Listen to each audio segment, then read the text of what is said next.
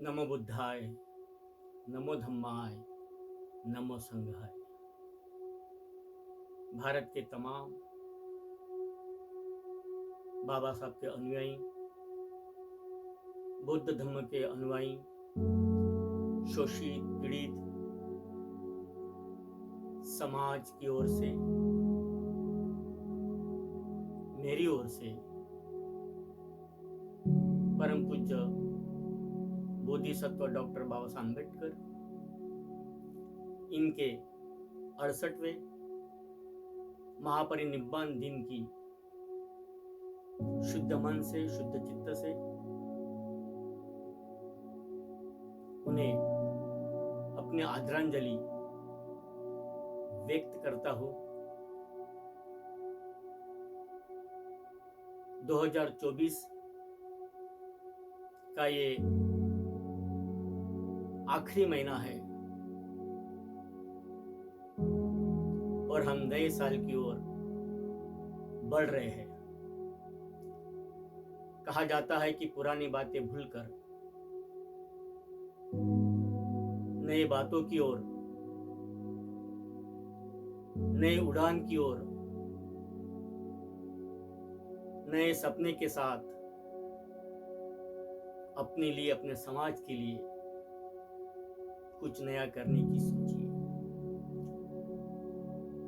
आज हम डॉक्टर बाबा साहब अम्बेडकर के उन अहम पहलू पर चर्चा करने जा रहे हैं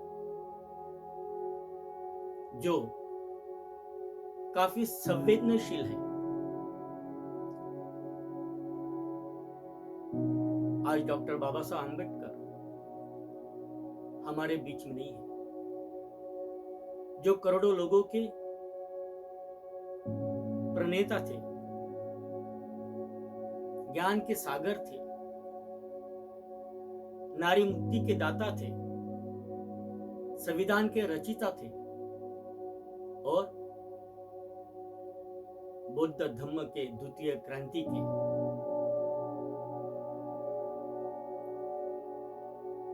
राजदायक थे, धम्मदायक थे। अब सबसे पहले हम बात करते हैं कि हम परम पूज्य डॉक्टर बाबा साहब अम्बेडकर, इन्हें बोधिसत्व क्यों कहते हैं और बोधिसत्व की अवस्था किस तरह से होती है, उसकी स्थिति किस तरह से होती है। बोधिसत्व हम उसे कहते हैं जो बुद्ध बनने के राह पर है या बुद्धत्व प्राप्ति के राह पर है, उसे हम बोधिसत्व कहते हैं। अगर हम इसे और भी कहीं अच्छी तरह समझने की कोशिश करें तो हमें देखने को मिलता है कि बोधिसत्व की 3 अवस्था होती है। प्रारंभिक प्रतिज्ञा,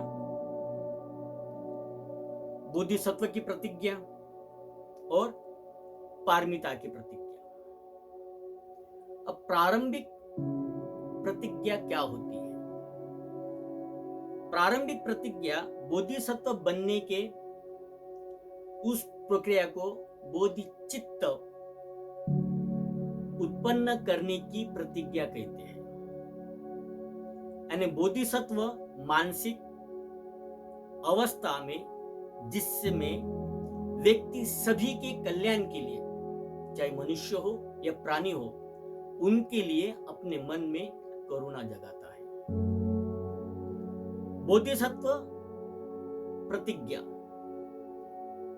बोधिसत्व प्रतिज्ञा व्यक्ति को उस मार्ग पर चलने के लिए अग्रसर करती है जो अपने आप को भी सांसारिक भवचक्र से मुक्त कर औरों के लिए भी ये मार्ग को खोल देता है। बोधिसत्व दान पारमिता, बोधिसत्व को 10 पारमिता से या 10 पारमिता में से कम 6 6 पारमिता अपने जीवन में पूरी करना होती है। यानी 10 पारमिता में से कम 6 पारमिता उसे पूरी करनी होती है। पहली दान पारमिता, दूसरी शील पारमिता, तीसरी धैर्य पारमिता, चौथी वीर्य पारमिता, पांचवी ध्यान पारमिता और छठवीं प्रज्ञा पारमिता। तो बोधिसत्व को अपने जीवन में कम से कम ये 6 पारमिताओं को पूरा करना होता है। अब बोधिसत्व कितने प्रकार के होते हैं?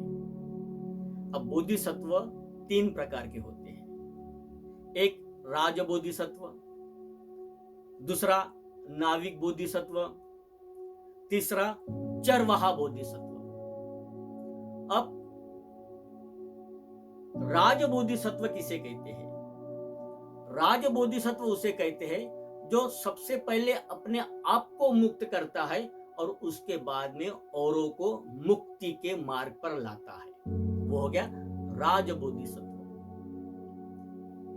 दूसरा नाविक बोधिसत्व। नाविक बोधिसत्व यानी वो खुद को और औरों को एक साथ मुक्ति के मार्ग पर लाता है। तीसरा चरवाहा बोधिसत्व। चरवाहा बोधिसत्व सबसे पहले दूसरों को मुक्ति के मार्ग पर लाता है और फिर अपने आप को मुक्ति के मार्ग पर लाता है। तब परम पूज्य डॉक्टर बाबा साहब आम्बेडकर ये 3 प्रकार में से किस प्रकार के बोधिसत्व है, ये मूल प्रश्न है। तो इसमें डॉक्टर बाबा साहब आम्बेडकर ये नाविक बोधिसत्व की स्थिति में आते हैं। कैसे? वो इस प्रकार कि वो खुद को और औरों को भी एक साथ मुक्ति के मार्ग पर लाते हैं। अभी हम इसे किस नजर से देखें? अगर हम डॉक्टर बाबा साहब आम्बेडकर इनकी 14 अक्टूबर 1956 की धम्म क्रांति के रूप में देखा जा सकता है, जो खुद को भी इस मुक्ति के मार्ग से बाहर निकलने का प्रयत्न करते हैं और औरों को भी इस मार्ग पर लाने की कोशिश करते हैं। इस कारण परम पूज्य डॉक्टर बाबा साहब आम्बेडकर इन नाविक बोधिसत्व की अवस्था में आते हैं। अब बोधिसत्व के गुण क्या होते हैं? अब बोधिसत्व के जो गुण होते हैं, सबसे पहले बोधिसत्व के हृदय में करुणा का ज्ञान जागना चाहिए। दूसरा, बोधिसत्व के हृदय में धैर्य का ज्ञान जागना चाहिए। तीसरा, बोधिसत्व के हृदय में त्याग का ज्ञान जागना चाहिए। चौथा, बोधिसत्व के हृदय में प्रज्ञा का ज्ञान जागृत होना चाहिए। यानी ये 4 बातें अनिवार्य है। करुणा, धैर्य, त्याग और प्रज्ञा, ये 4 बातें। अब हम बाबा साहब को बोधिसत्व इसलिए कहते हैं कि बाबा साहब के अंदर में वो इतनी असीम करुणा थी समाज के प्रति, तो उन्होंने अपने कभी भी परिवार की चिंता नहीं की। अपने परिवार के दुख भुलाकर वो समाज के दुख के प्रति अपने हृदय में करुणा जगाते हैं। धैर्य, डॉक्टर बाबा साहब आम्बेडकर ने जितना धैर्य रखा, शायद ही आज के आधुनिक जग में कोई और ही ऐसी हो सकता है कि उनके समान धैर्य बना पाएगा। तीसरी बात करते त्याग की। तो आज हम 2024 में जीवन व्यतीत कर रहे हैं। हम बाबा साहब की विचारधारा पे चलने की कोशिश कर रहे हैं, मगर बाबा साहब के समान वो त्याग आज भी हम अपने अंदर जगा नहीं सकते। किसी का माँ, किसी का बेटा किसी की बीवी, किसी की बहन, किसी की पत्नी, अगर वो किसी कारणवश बीमार अवस्था में बेड पे पड़ी है और उस इंसान को समाज के कल्याण हेतु घर से बाहर जाना पड़े, तो ये कितनी बड़ी त्याग की बात होती है। तो वो त्याग की भावना डॉक्टर बाबा साहब आम्बेडकर में थी। आज हम में नहीं है। हम भावनिक भावचक्र से जुड़े हुए हैं। ज्ञान की बात, डॉक्टर बाबा साहब आम्बेडकर ने जितना ज्ञान अर्जित किया, उतना भारत के किसी भी व्यक्ति ने ज्ञान अर्जित नहीं किया। ये उनके बोधिसत्व के गुण है और इसीलिए हम उन्हें परम पूज्य बोधिसत्व डॉक्टर बाबा साहब आम्बेडकर कहते हैं। अब हम बात करते हैं, काफी लोग प्रश्न उठाते हैं, काफी लोगों के मन में यह प्रश्न उत्पन्न होता है कि डॉक्टर बाबा साहब आम्बेडकर ने निब्बान प्राप्त किया या महापरिनिब्बान प्राप्त किया। बिल्कुल सही। अब परम पूज्य बोधिसत्व डॉक्टर बाबा साहब आम्बेडकर ने निब्बान प्राप्त किया, किस अवस्था में प्राप्त किया और किस समय प्राप्त किया, इसके ऊपर में हम चर्चा करेंगे। अभिधम्म पिटक के अनुसार बुद्ध कहते हैं, जो बुद्धत्व के मार्ग पर है वो अपने जीते जी यानी जीवित रहते समय ही वो निब्बान को प्राप्त कर लेता है। अब सोचने वाली बात है कि जीवित रहते हुए कैसे निब्बान को प्राप्त कर सकते हैं। तो बुद्ध कहते हैं, निब्बान का शाब्दिक अर्थ है बुझ जाना, शांत हो जाना। ये वासनाओं से परे, अज्ञानता से परे मानसिक कष्टों को टोटली समाप्त कर देना, उस अवस्था को निब्बान कहते हैं। स्थिति कैसी हो सकती है?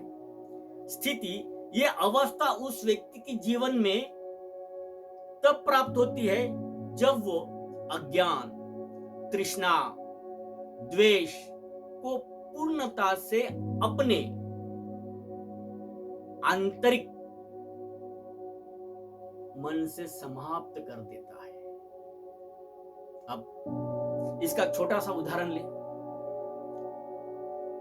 तृष्णा, द्वेष, जितना डॉक्टर बाबा साहब आम्बेडकर इनका द्वेष गांधी ने किया, उतना ही डॉक्टर बाबा साहब आम्बेडकर ने गांधी से प्रेम किया। यानी उस देश के ऊपर में, उस द्वेष के ऊपर में डॉक्टर बाबा साहब आम्बेडकर ने अपने प्रेम से, करुणा से जीता। यानी उनका उतना ये थी। लक्षण क्या होते इसके? निब्बान के लक्षण यानी जन्म मरण के भव चक्र से मुक्त होना। अब जन्म मरण के भव चक्र से मुक्त होना, इसे अभिधम्म पिटक में और एक शब्द दिया गया है, शोधनिशेष। शोधनिशेष निर्वाण, यानी हम सांसारिक भव चक्र से मुक्त हो जाते हैं, मानसिक तौर पर मुक्त हो जाते हैं। शारीरिक तौर पर जीवित रहते हैं, मगर मानसिक तौर पर हम सारे भव चक्र के परे हो जाते हैं। और ये तब हुआ जब 14 अक्टूबर 1956 को डॉक्टर बाबा साहब आम्बेडकर ने नागपुर के नागभूमि में बुद्ध धम्म की दीक्षा ली। तब डॉक्टर बाबा साहब आम्बेडकर उस अवस्था में निब्बान की स्थिति प्राप्त करते हैं। निब्बान अवस्था प्राप्त करते यानी वो तृष्णा से, द्वेष से, ईर्ष्या से, निंदा से, मानसिक भव चक्र से परिपूर्ण मुक्त हो जाते हैं।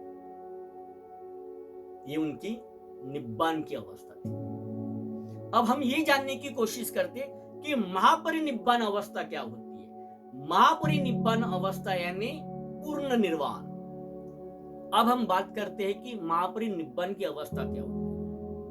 महापरिनिब्बान का मतलब है पूर्ण निर्वाण। जब कोई बुद्धत्व के मार्ग पर, श्रोतापन्ना, सकृतगामी, अनागामी, अरहत अवस्था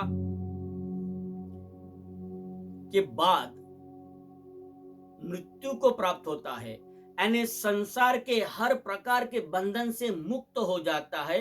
ये उसका अंतिम मुक्ति होती, फिर वो दोबारा इस भूतल पर जन्म नहीं लेता, जिसे अभिधम्म पिटक अनुसार अनुपधिशेष निर्वाण कहा जाता है। यह अवस्था मृत्यु के बाद प्राप्त होती है और यही स्थिति जब शरीर, मानसिक और सांसारिक सभी अस्तित्व को समाप्त कर देती है।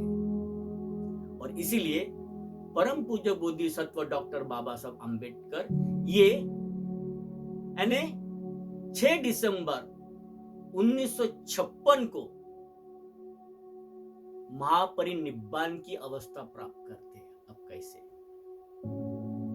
महापरिनिब्बान की अवस्था, यानी जब वो शारीरिक, मानसिक और सांसारिक अस्तित्व को समाप्त करते हैं और उसके पहले एक संदेश देते हैं। वो संदेश नानक चंद रत्तू के माध्यम से सारे भारत को देते हैं कि नानक, अब बुद्धा एंड हिज धम्मा ये मेरी अंतिम लिखावट है। शायद ये समाज के हर तबके के लोग तक अगर ये ग्रंथ पहुंच जाए तो शायद लोग भी सांसारिक, मानसिक अस्तित्व को समाप्त करते हुए निब्बान को प्राप्त कर सकते हैं। ये महापरिनिब्बान की अवस्था थी।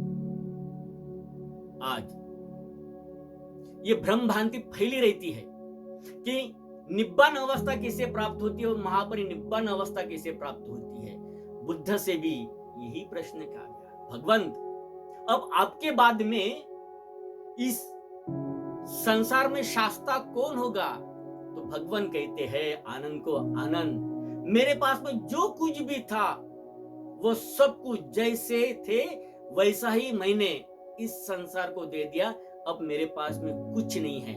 अब जो मैं आपको बता रहा हूं वो सुनो। जो मेरे गुरु थे, यानी धम्मंच विनयंच, धम्म और विनय ये मेरे गुरु थे, यही गुरु अब समाज के बनेंगे। डॉक्टर बाबा साहब अंबेडकर ने अंतिम जो उनकी लेखनी थी वो बुद्धानिज धम्मा थी। इस बुद्धान धम्मा के माध्यम से वो शारीरिक, मानसिक, सांसारिक हर अणु को समाप्त कर मृत्यु को प्राप्त होते, यानी मृत्यु के पश्चात निब्बान को प्राप्त होते। और कहते हैं कि अब आपकी अज्ञानता से, व्यवस्था से कोई आपको छुटकारा दिला सकता है तो ये श्री बुद्ध और उनका धम्म, इस किताब को अध्ययन करने से ही आप सांसारिक, मानसिक दुखों से बाहर निकल सकते हो। समानता देखिए किस तरह से समानता है और क्या समानता है। इस अवस्था में व्यक्ति संसार के जन्म मरण से परिपूर्ण मुक्त हो जाता है। ना भौतिक सुख की चिंता होती है, ना शारीरिक सुख की चिंता होती है। अपने सभी अस्तित्व को समाप्त कर देता है। उदाहरण के तौर पर बुद्ध के जीवन काल में शोक निर्वाण प्राप्त किया गया। उन्होंने अपने सभी इच्छा और क्लेशों को समाप्त कर दिया, लेकिन उनका शरीर, उसकी आवश्यकताएं तब बनी रही जब तक उन्होंने महापरिनिर्वाण को प्राप्त नहीं किया। तो 14 अक्टूबर 1956 को बाबा साहब निब्बान को प्राप्त होते हैं और 6 दिसंबर 1956 को डॉक्टर बाबा साहब अंबेडकर महापरिनिब्बान को प्राप्त होते हैं। यानी इसका मतलब यह है कि शेष के बिना निर्वाण या परिपूर्ण निर्वाण को प्राप्त करना, यह अवस्था जब तक आप बुद्धत्व के मार्ग पर नहीं होते हैं, और बुद्धत्व के मार्ग पर बुद्ध का शरीर समाप्त हो जाता है। भौतिक शरीर, कर्मफल का शेष भाग समाप्त हो जाता है, और यही अवस्था शारीरिक और मानसिक अस्तित्व के सभी रूप के अंत का प्रतीक होती है, सभी रूप के अंत का प्रतीक होती है, और इसीलिए उसे महापरिनिब्बान कहा जाता है। तो हमारे बीच में कोई भ्रम भ्रांति ना रहे। परम पूज्य बोधिसत्व डॉक्टर बाबा साहब आंबेडकर ने एक ऐसे यानी बुद्ध शासन के बाद एक गृहस्थ जीवन व्यतीत करने वाले व्यक्ति ने दोनों अवस्था प्राप्त कर ली। निब्बान की अवस्था प्राप्त करी, दो अवस्था कहने के बजाय तीन अवस्था को प्राप्त कर लिया। बोधिसत्व की अवस्था को प्राप्त कर लिया, निब्बान की अवस्था को प्राप्त कर लिया, और साथ ही साथ मृत्यु के समय महापरिनिब्बान की अवस्था को प्राप्त कर लिया।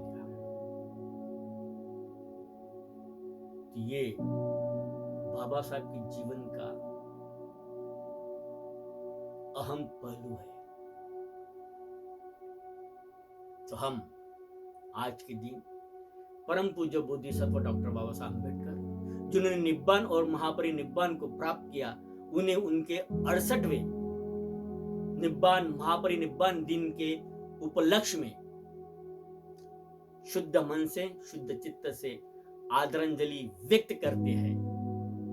अंत में आपसे यही कहूंगा कि बुद्ध के महापरिनिर्वाण के बाद एक सुभद्र ने जन्म लिया था, और वो सुभद्र ने जन्म लेने के बाद एक संगायन हुआ, और छठे संगायन का हिस्सा परम पूज्य बोधिसत्व डॉक्टर बाबा साहब आंबेडकर भी बने। आज बाबा साहब के निब्बान और महापरिनिब्बान के 68 साल पूरे होने के बाद आज हमें जरूरत है कि बाबा साहब के विचारों के साथ उनके विचार, चाहे वो शैक्षणिक विचार हो, चाहे वो संवैधानिक विचार हो, चाहे वो धार्मिक विचार हो, जो भी नारी मुक्ति के विचार हो, इन सारे विचारों के ऊपर में भारत के तमाम जितने भी बुद्धिजीवी लोग हैं या बुद्धिजीवी भिक्षु है, वो सब इकट्ठा आकर डॉक्टर अंबेडकर वैचारिक संज्ञान कर बाबा साहब की शिक्षाएं जैसी की वैसी ही रखी जाए, उसके अंदर में किसी भी तरह का कोई फेर बदल ना हो। और आज मनुवादी लोग बड़े पैमाने में बाबा साहब के विचारों से छेड़खानी करते हुए उसके अंदर फेर बदल करने की कोशिश कर रहे हैं। तो हम 68वें महापरिनिर्वाण दिन के उपलक्ष्य में यही संकल्प ले कि बाबा साहब के विचार समाज में जो बाबा साहब के हयात में थे, उसी तरह के विचार आज भी समाज में किसी प्रकार का बदल न करते हुए वो विचार वैसे ही समाज के कल्याण के उपयोगी बने, इस तरह का हम कार्य करें। आप सबको मेरी ओर से नमो बुद्धाय, नमो धम्माय, नमो संघाय, और परम पूज्य बोधिसत्व डॉक्टर बाबा साहब अम्बेडकर को फिर एक बार शुद्ध मन से, शुद्ध चित्त से आदरांजलि व्यक्त करता हूँ और उनके विचारों को नमन करता हूँ। साधु साधु साधु।